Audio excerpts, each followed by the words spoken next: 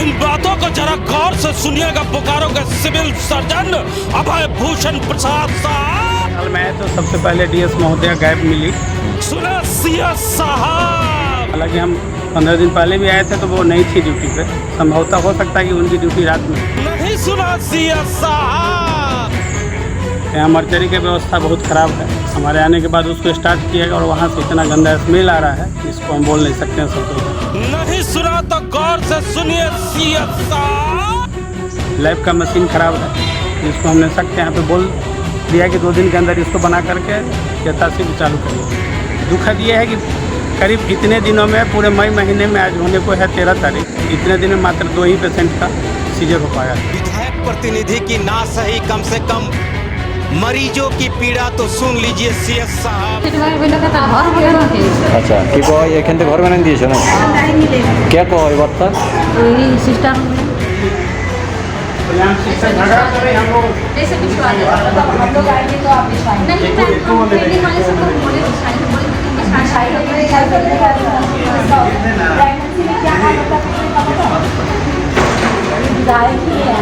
सुनिए झारखंड सरकार के मंत्री आदरणीय इरफान अंसारी साहब, आप कितनी भी मेहनत कर ले, रात दिन झारखंड में स्वास्थ्य व्यवस्था को ठीक करने का दावा करें, लेकिन उसकी हकीकत देखकर लोग शर्मा ही जाते हैं।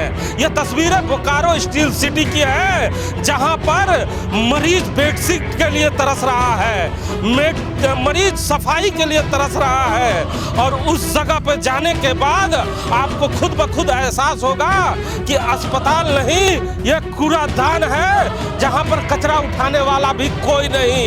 ये हालात है सरकारी अस्पताल और अनुमंडल अस्पताल की। हमारे साथ बात करने के लिए राम नारायण शर्मा है, जिनसे हम लोग प्रयास करेंगे जानने का कि आखिर क्या हो रहा है। ये जो शख्स है काले कपड़े में और उनके साथ 2-3 महिलाएं घूम रही हैं, कौन लोग हैं और क्या कर रहे हैं, आखिर क्या बताना चाह रहे हैं?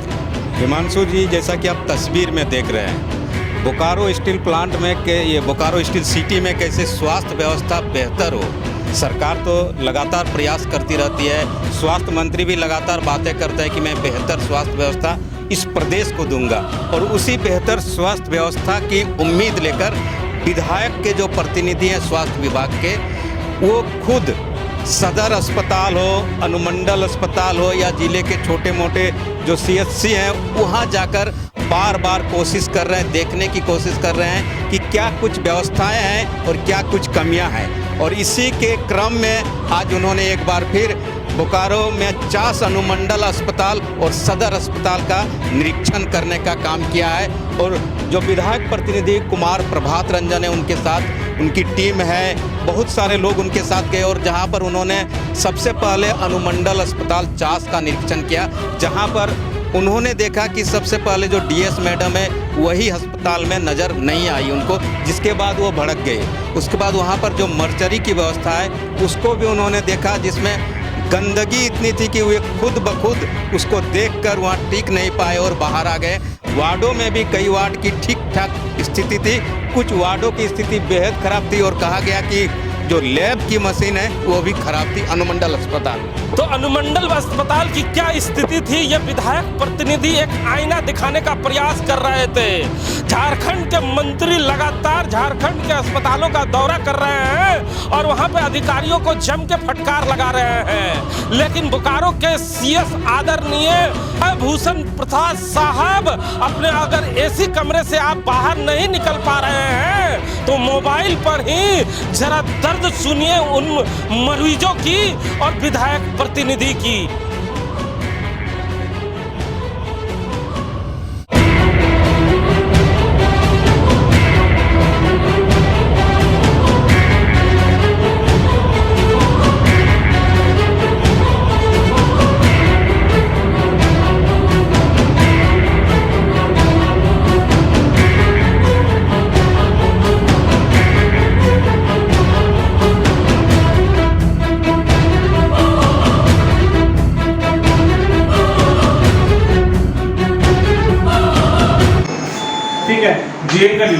सबसे पहले डीएस महोदया गायब मिली। यहाँ के लोगों द्वारा पता चला कि आज उनकी ड्यूटी शाम में है। हालांकि हम 15 दिन पहले भी आए थे तो वो नहीं थी ड्यूटी पे। संभवतः हो सकता है कि उनकी ड्यूटी रात में हो। यहाँ मर्चरी की व्यवस्था बहुत ख़राब है। हमारे आने के बाद उसको स्टार्ट किया गया और वहाँ से इतना गंदा स्मेल आ रहा है जिसको हम बोल नहीं सकते हैं शब्दों में। लैब का मशीन ख़राब है जिसको हमने सख्त यहाँ पे बोल दिया कि 2 दिन के अंदर इसको बना करके यथाशीघ्र चालू करिए। कुपोषण वार्ड बड़ा साफ़ सुथरा मिला, कुपोषण वार्ड सबसे अच्छा मिला। NICU बहुत अच्छा मिला, लेबर रूम बहुत साफ़ सुथरा मिला। आज डॉक्टर हैं, ये अच्छी बात है कि हमारे आने का, ये हम लोग के आने का एक अच्छा प्रभाव ये है कि डॉक्टर हैं। दुखद ये है कि करीब इतने दिनों में, पूरे मई महीने में, आज होने को है 13 तारीख, इतने दिन में मात्र 2 ही पेशेंट का सीजर हो पाया। तो हमारा यहाँ पे सिजेरियन का केसेज बढ़ाना है। हालांकि यहाँ जो सिस्टर हैं सीनियर, उनका कहना है कि लोग आते कम हैं, लेकिन अब जो लोग आ रहे हैं उनको ये लोग ध्यान दे रहे हैं, पहले से सुधार है। लेकिन गंदगी से अंबार पड़ा हुआ है, जो आपके माध्यम से DS महोदया को और अभी हम सिविल सर्जन महोदय से भी इस बात को रखेंगे कि इसको अविलंब 2 से 3 दिन का समय हम चाहते हैं, मैक्सिमम होना चाहिए, पूरा साफ़ सुथरा करवाइए। इतना गंदा है, हम कल्पना नहीं कर सकते कि इतने बड़े अस्पताल में इतनी गंदगी हो सकती है। तो सुना ना आपने, ये विधायक प्रतिनिधि डॉक्टर प्रभात रंजन हैं, जिन्हें विधायक महोदया ने अपना विधायक प्रतिनिधि बनाया है। विधायक प्रतिनिधि बनने के बाद लगातार डॉक्टर प्रभात रंजन हर एक अस्पताल में जाकर वहां की साफ सफाई और वहां पर जो डॉक्टर हैं उनसे लगातार मुलाकात कर रहे हैं। ऐसे तो सांसद महोदय ने भी खूब सारे प्रतिनिधि का घोषणा किया था, लेकिन उनके स्वास्थ्य प्रतिनिधि आज तक नजर नहीं आए। हमारे साथ बात करने के लिए राम नारायण शर्मा साहब हैं। शर्मा साहब, आपने भी बयान सुना, CS साहब अगर AC कमरे से बाहर निकलते और इन जगहों पे जाते तो शायद नज़ारा कुछ और होता। बिल्कुल हिमांशु जी, CS साहब जिस कार्यालय में बैठते हैं उसी के बगल में सदर अस्पताल है, वही बिल्डिंग में सदर अस्पताल है। और कहा जाता है कि सदर अस्पताल बोकारो ज़िले में सरकार का सबसे बड़ा अस्पताल होता है, जहां पर सरकार मुकम्मल व्यवस्थाएं करती है। कुछ कमी बेसी हो सकती है, लेकिन गंदगी हो या जो मरीजों की आप लगातार शिकायतें, पीड़ा वहां पर देख रहे हैं, सुन रहे हैं, ये सबसे ज़्यादा दयनीय स्थिति है सदर अस्पताल की, जहां पर सिविल सर्जन साहब का कार्यालय भी है। ऐसे में सिविल सर्जन साहब जब ऑफिस जाते होंगे तो एक बार उनको रूटीन चेकअप में जरूर अस्पताल के अंदर जाना चाहिए और लोगों से मिलना चाहिए, मरीजों के साथ मिलना चाहिए, डॉक्टरों का जरूर उनको उत्साहवर्धन करना चाहिए, लेकिन व्यवस्था भी देखनी चाहिए कि किस हाल में मेरा सदर अस्पताल और जिले के दूसरे अस्पताल है। बताया जाता है, कई लोग हमें बताते हैं कि जो CS साहब है उनका बोकारो से गजब का प्रेम है।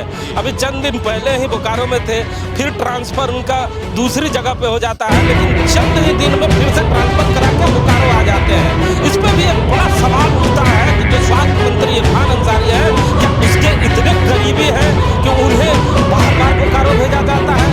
अगर साहब बार बार बोकारो आते हैं तो बगल वाले कमरे में कभी झांक नहीं पाते हैं, तो क्या उनका AC का वोल्टेज इतना हाई है कि वो हल्की सी गर्मी भी बर्दाश्त नहीं कर पाते हैं, इसीलिए वो बाहर नहीं निकल पाते हैं? उनके तो ठीक सामने जो अस्पताल है उसमें न चादर है न सफाई है, और वो तस्वीरें देख रहे हैं, मरीज बता रहे हैं। जी बिल्कुल, आप देख रहे हैं बेडशीट के लिए एक महिला बोल रही है। सदर अस्पताल जैसा अस्पताल में अगर मरीज को बेडशीट नहीं उपलब्ध करा पा रहे हैं तो CS साहब को ये अपनी नाकामी स्वीकार करनी चाहिए कि हाँ कमी है, तो इसको स्वीकार करने में कोई बुराई नहीं है। CS साहब का आपने जैसा बताया कि कैसे वो दोबारा वापस CS बनकर यहाँ पर आए हैं, तो ऐसे में सबसे बड़ी बात है कम से कम सदर अस्पताल की ही व्यवस्था सुधार दे तो लोग और मरीज और जो परिजन हैं उनको दुआएं देंगे। लेकिन जो परिस्थिति दिखा रही है बोकारो जिले के सदर अस्पताल, अनुमंडल अस्पताल शासकीय, सोच लीजिए जो शहर के एकदम शहर में ही है, तो सोच लीजिए आप दूसरे प्रखंड में जाइएगा तो उन जो अस्पताल है, छोटे छोटे अस्पताल, उनका क्या परिस्थिति। इसीलिए कहा जाता है कि जो सदर अस्पताल पहुंचते हैं मरीज,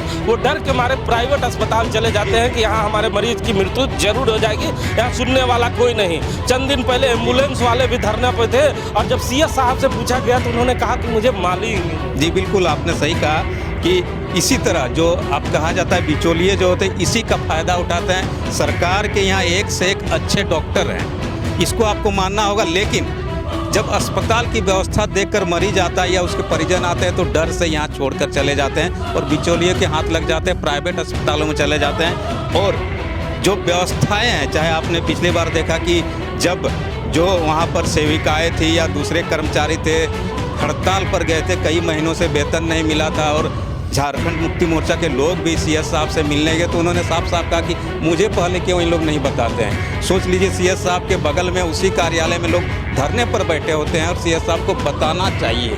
तो सुना ना मंत्री साहब, अगर इस कार्यक्रम को देख रहे हैं तो देख लीजिए कि बोकारो शहर में 108 एम्बुलेंस में काम करने वाले ड्राइवर धरने पे जब बैठे रहते हैं तो सीएस साहब को यह मालूम ही नहीं रहता कि उनके ड्राइवर धरने पे हैं। उनके चेंबर के ठीक बगल में सदर अस्पताल है जहाँ पे मरीज बेडशीट मांगता है, साहब को यह भी नहीं पता कि वहाँ बेडशीट है कि नहीं।